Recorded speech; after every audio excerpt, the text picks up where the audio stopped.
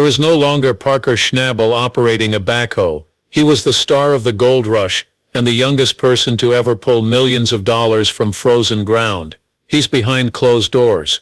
After getting a harsh sentence in one of the worst environmental mining cases in history, Schnabel's gold empire came to an end. He was sentenced to life in jail without the chance of parole, and there were no more appeals. Parker is the same person who started a mining company with the money he saved for college, who found gold worth more than $13 million by age 24 and made mud into TV gold, making $24 million in season 14 alone. But his $16 million from this year is now stuck. His claims about Dominion Creek are being looked into, and fans still have one hot question. How did the miner who was the most orderly and hard-working in TV history end up in jail? Parker Schnabel is used to being under a lot of stress. He's played the gold game since he was a kid.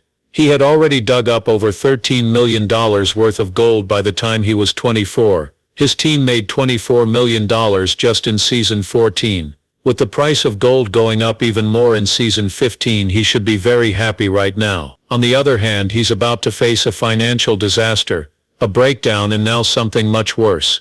Parker makes a choice that changes everything between getting more ounces and leaving a lasting memory. The story then goes in a different direction, straight to court. Parker only thought about one number before this season: 10,000 ounces. That was the goal. That's more than $26 million in gold right now. It's very big. He worked hard, but that wasn't enough to get him there. He needed a lot of work, good pay, and no delays. That's when he did something that made people look twice and then sound the bells.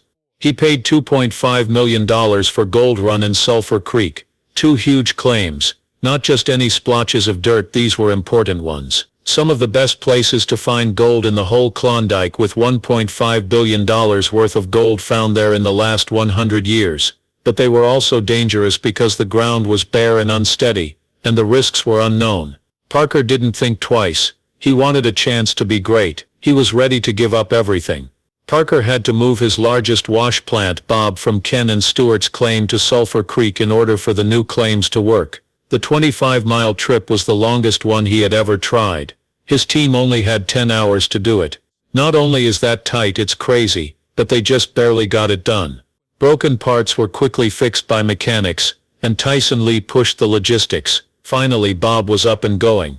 Things looked good for a short time. Wonderful.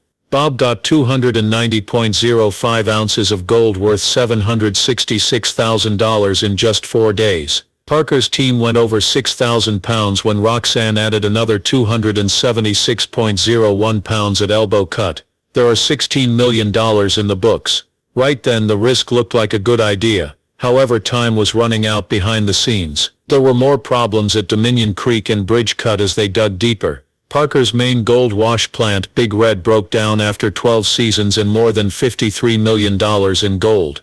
When the tension bars broke, the whole process stopped. Over the years, that plant had made 34,300 ounces of money. It was gone now. Parker had no room for mistakes when only Bob and Roxanne were running. Something had to go right for him, but it didn't. There was already legal trouble going on that you didn't see on TV. In a hurry to get more claims and get all the money he could before winter, Parker made quick deals. He bought nearby claims through a private deal that skipped steps for environmental review. As soon as his team started working at Sulphur Creek, people started to ask questions.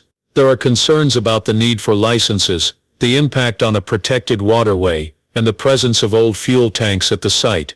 There were questions that didn't have clear answers. You likely didn't notice the first warning signs, like an inspection that was late or a visit from government officials who were quiet, but they were there. Those red flags turned into subpoenas as Parker pushed harder, running operations 24 hours a day, 7 days a week, and hauling thousands of yards of gravel through protected areas. Then the big surprise came. Parker was charged with intentional environmental violations at the federal level, not small ones. Huge ones. Illegal dredging, messing up nationally protected streams, and not properly getting rid of trash are all connected to that $2.5 million land deal. The lawyers looked deeper and found more problems.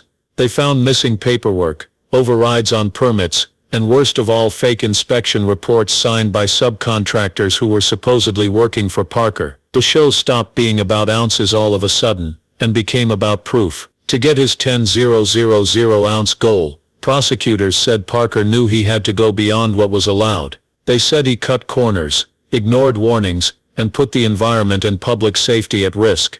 The numbers were very bad in court. 68 violations were recorded. More than $3.1 million worth of changes were made to the site without permission. The dirt around the equipment was contaminated, and over 8,000 gallons of hydraulic fluid were lost. His defense team tried to call an emergency brake. They said it was all a mistake and that workers had failed to do their jobs. They also said that the missing permits were just due to delays in paperwork, and that they had no intention to break the law. Things got messy though when the emails were shown in court. Early in the season, there was a thread where Parker was pushing for non-stop output, and telling his team not to worry about agency interference. People didn't just raise an eyebrow at that message, it kept coming up over and over. There was less noise in the courtroom each time it happened. The case then moved. Someone who used to work on the crew but quit in the middle of the season came forward and said Parker knew exactly what he was doing, but he had been told more than once about the missing paperwork and possible violations, that he did anyway. At that moment there was no longer a discussion about who was to blame. There was a lot of attention on a boss who was under a lot of stress, doing everything they could to reach their 10,000-ounce goal. The results were terrible. Environmental wrongdoing, site damage, falsified inspection reports, and careless digging on government land were just some of the charges that were brought against them. There was more than one mistake, it was a style. This is the kind of trend that prosecutors called willful disregard for the law. When they added blockage to the list, things went from being very bad to being so bad that it would end my career. The court didn't hold back. It said Parker's acts caused the most damage to the environment, which led to sentencing guidelines that shocked everyone who watched. But here's the catch. There was an incident in the news, but the sentence itself didn't explain everything. No one said the word prison in public. There was no big mugshot or walk of shame on TV.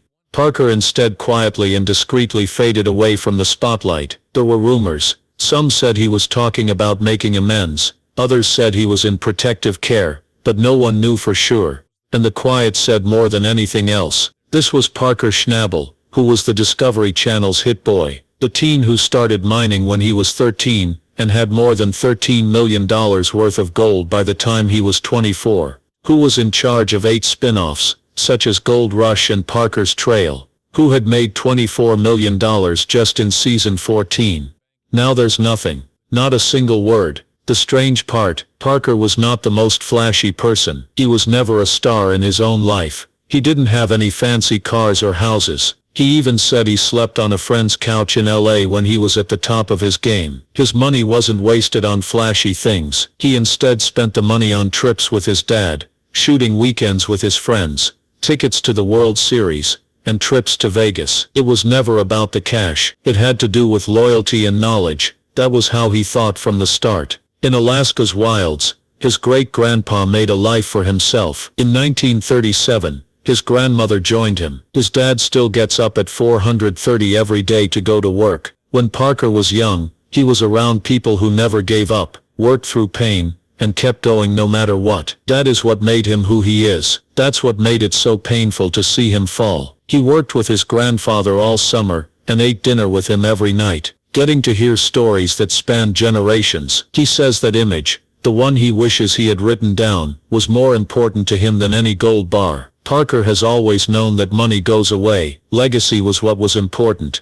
That history is now in danger. He was meant to make a big comeback in season 15, when he weighed 10,000 ounces and beat all the other wrestlers. Instead, people are calling this season cursed. Breakdowns of equipment, fears about permits, and legal threats one after the other. Everything was against him. Parker tried to keep his mind on work and work harder, faster, and better, but it wasn't enough. Something broke when the stress got too much. There is no way to know what will happen next. The $16 million he made this season are being looked at by lawyers. The claims have been put on hold. The crew, spread out. A few are not saying anything. Some people are trying to keep things together. Things feel different without Parker at the heart though. Parker bet the most on Dominion Creek than on any other thing. He didn't rent the land like he did before. He bought it. That meant there were no monthly fees or royalties to pay. It also meant that he was the only one who could lose. He signed that check for $15 million up front,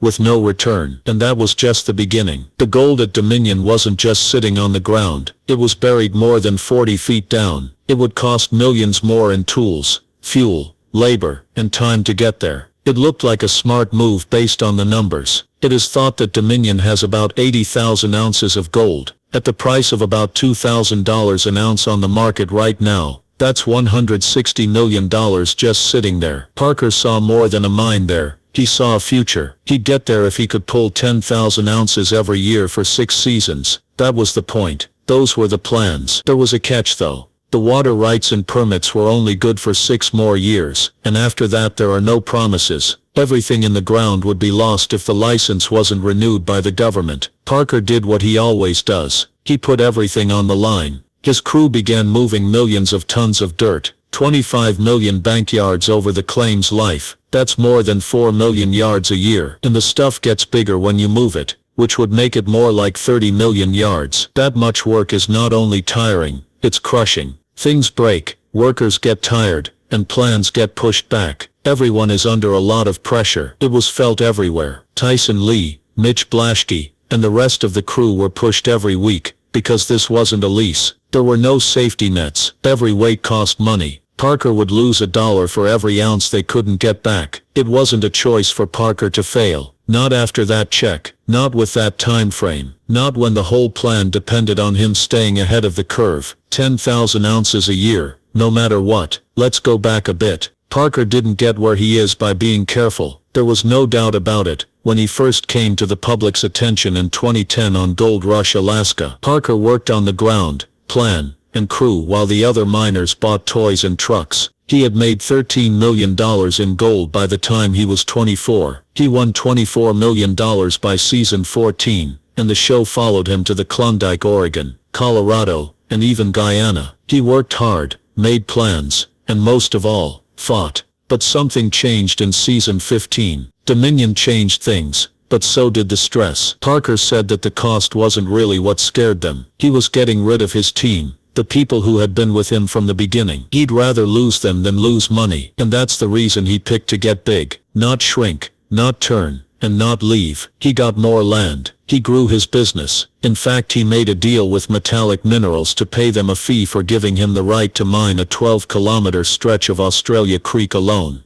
That agreement alone required a minimum yearly payment of $1 million, plus royalties for every ounce that was taken out. Not only did he have to run Dominion, but he also had a whole new site under the control of Little Flake Mining. That's how quick the scale grew. That's why the group dynamic was so important. It was Parker who said it. He didn't want people who couldn't handle stress around him. People were kicked out if they couldn't keep up. Not a single reason or second chance. The bar was higher than ever because there was a long-term prize of $200 million at stake. Things didn't stay easy though, because mistakes became less likely as the job got bigger. It added up with every broken wash plant, every delay caused by bad weather, and every ounce of extra that wasn't met. That's where the stress began to seep into relationships. That season Parker didn't see Rick Ness very often. They just barely ran into each other. Parker only saw Rick in real life twice all summer. They had a big talk in front of the camera about a tough situation Rick was going through. Besides that though, they ran in different ways. The same goes for Tony Beats. Spider-Man and Tony had a fight years ago over everything. Royalties, permits, and land. They stayed away this time though. A few cups of coffee with friends in between acts. Not anything else. Parker no longer had to pay Tony anything. He owned the land. He had all of his licenses. Not a single royalty check was being cut. And that meant there were fewer fights but also fewer bonds. And being cut off cost something.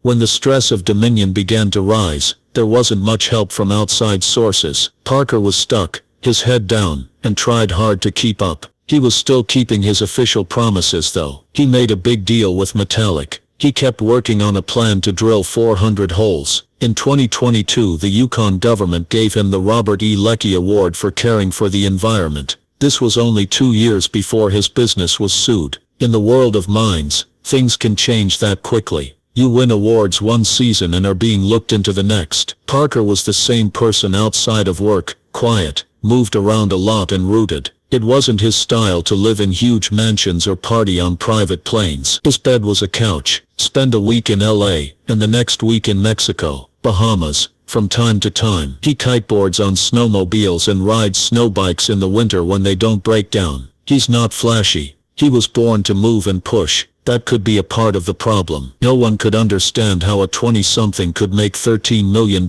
by age 24. But Parker was out there risking and reinvesting it in new things. Not in an office in a high-rise building, but 40 feet below ground at Dominion Creek, where one bad call could ruin the whole season. Parker is thought to be worth about $8 million by 2024. Some people said it was closer to $10 million.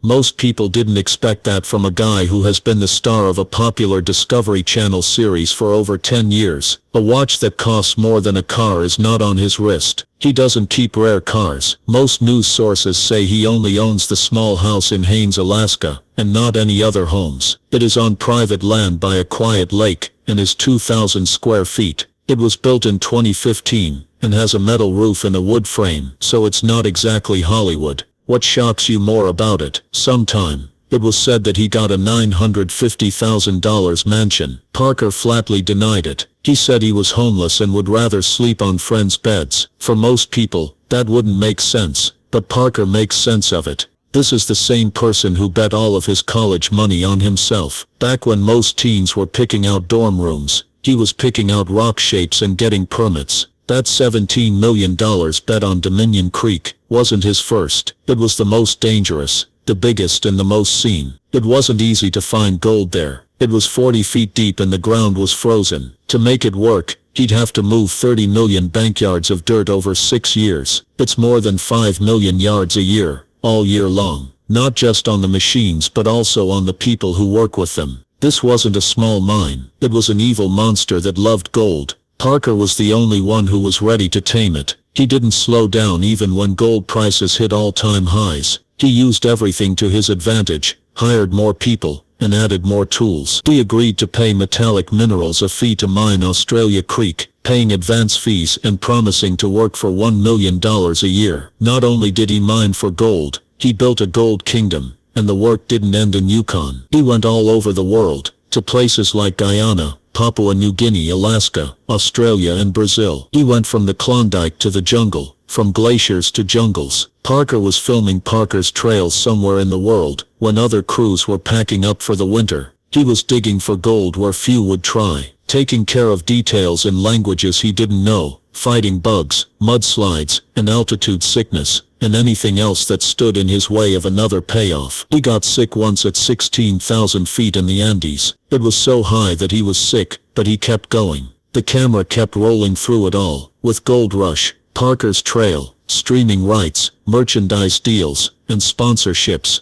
That $25,000 salary per show quickly added up. According to some sources, he makes more than $4 million a year from mining, TV contracts, and licensing. His crew? Their own pay ranges from $10,000 to $25,000 per show. It's a machine that makes money, but there's a catch. Parker was never after the money, even though he made a lot of it, and had a lot of shows where miners watched. Not really. He wanted to leave a memory by living up to the standards set by his grandfather, trying to keep his crew safe, and show that someone from a small Alaskan town could face and beat the toughest job in the world. That's why this moment is stronger than anyone thought it would be, since this isn't a famous person in trouble. Parker Schnabel is the kid who grew up in mud, the person who never gave up, and the leader who used a backhoe and a group of dedicated workers to build a kingdom. Fans are shocked to see everything put on hold, even if it's only for a short time. Investors, miners, and everyone else. His $16 million gained from this season, frozen. His claims at Dominion are being looked at by the law. His royal places are quiet. His future is not clear. The big problem that no one wants to talk about is still being shown on Discovery in season 15 shows. It's not being said, but everyone feels it. So the question is, does Parker get better the second time around, or does this part mark the end of a great run?